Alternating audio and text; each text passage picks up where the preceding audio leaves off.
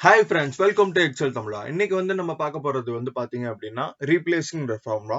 இது எதுக்காக பயன்படுது அப்படிங்கறத நம்ம இங்க பார்க்கலாம். ரீப்ளேஸ்ன்றது யூசுவலா எல்லாருக்குமே தெரியும். ஒரு வார்த்தையை வேற ஒரு வார்த்தையா மாத்துறதுக்காக தான் நம்ம இந்த ரீப்ளேஸ்ன்றது பயன்படுத்துவோம். இந்த இடத்துல ஆல்ரெடி நம்ம கண்ட்ரோல் Fன்னு சொல்லி இந்த இடத்துல நம்ம பயன்படுத்திட்டு இருக்கோம். கரெக்ட்டுங்களா? ரீப்ளேஸ்ன்றது இந்த இடத்துல நம்ம லைவ்ங்கிறது ஐன்னு கொடுத்துட்டு இந்த இடத்துல நான் என்ன பண்றேன் ஓன் கொடுத்தேன் அப்படின்னா எனக்கு ரீப்ளேஸ் பண்ணனா ஆட்டோமேட்டிக்கா ரீப்ளேஸ் ஆயிரும். ஸோ இது ஒரு மெத்தட் அப்படின்னு பார்த்தா இதுக்கு ஃபார்முலாவும் இருக்கு. Is equal to replace. அதை எப்படி பயன்படுத்துறதுங்கிறத பாருங்க. ரீப்ளேஸ்ல இந்த வேல்யூ நான் டெக்ஸ்ட் பண்ணிக்கிறேன். டெக்ஸ்ட்டை நான் செலக்ட் பண்ணிக்கிறேன். ஆமா இது எத்தனாவது நம்பரா ஸ்டார்ட் ஆகுது அப்படிங்கறத நம்ம பார்க்குறோம். 2 ஆமா நம்பர் ஆஃப் கேரக்டர்ஸ் எத்தனை கேரக்டர்ஸ் நம்ம மாத்தணும்னு கேட்குறாங்க. ஸோ நான் 1 கொடுக்குறேன். ஆமா double quote double quote bracket close. இப்ப பாருங்க நமக்கு அந்த வேல்யூ மாறிடுச்சு.